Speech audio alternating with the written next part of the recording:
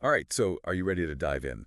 Today we're going deep on something that's super interesting, especially if you're prepping for the UPSC exams. Oh, absolutely. We're talking about India's nuclear energy strategy. Always a hot topic. Yeah, but we're focusing on a specific angle here. Thorium. Right. Right. Now, India doesn't have tons of uranium, so why are they putting so much emphasis on thorium? Well, see, that's the question, isn't it?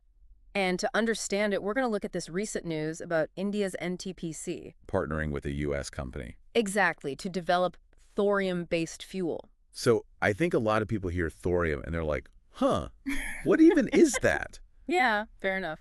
Can you break it down for us? Okay, so thorium, it's a metal, slightly radioactive, Okay. and actually it's more abundant than uranium. Wait, really?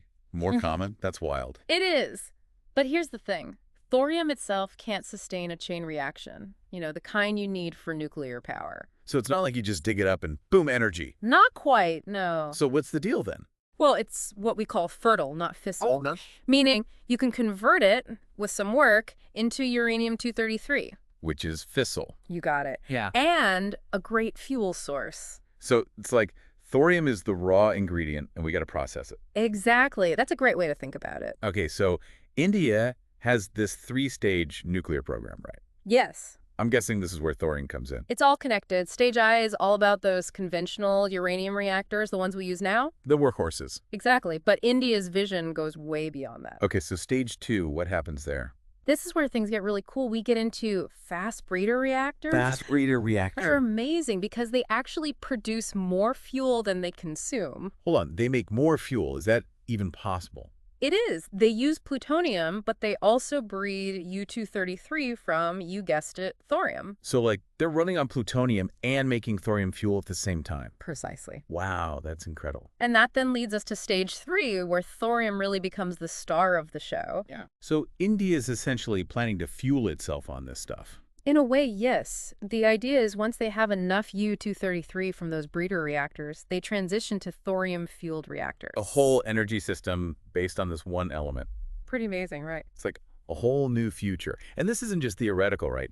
India is actually building one of these breeder reactors. Yep, a prototype. It's a huge step towards stage 2 and that ultimate thorium-powered future. And on top of that, they're even looking at ways to use thorium in the reactors they already have. You're talking about that deal with NTPC and Clean Core Thorium Energy? Yeah, they're developing this NE fuel. NEL stands for Advanced Nuclear Energy for Enriched Life. It's a blend of thorium with HALEU, HALEU. highly enriched uranium. Right. Which, it's a bit controversial, but it lets existing reactors use thorium-based fuel without, a complete overhaul. Ah, so it's like a bridge to the full-on thorium future. Yeah, you could say that.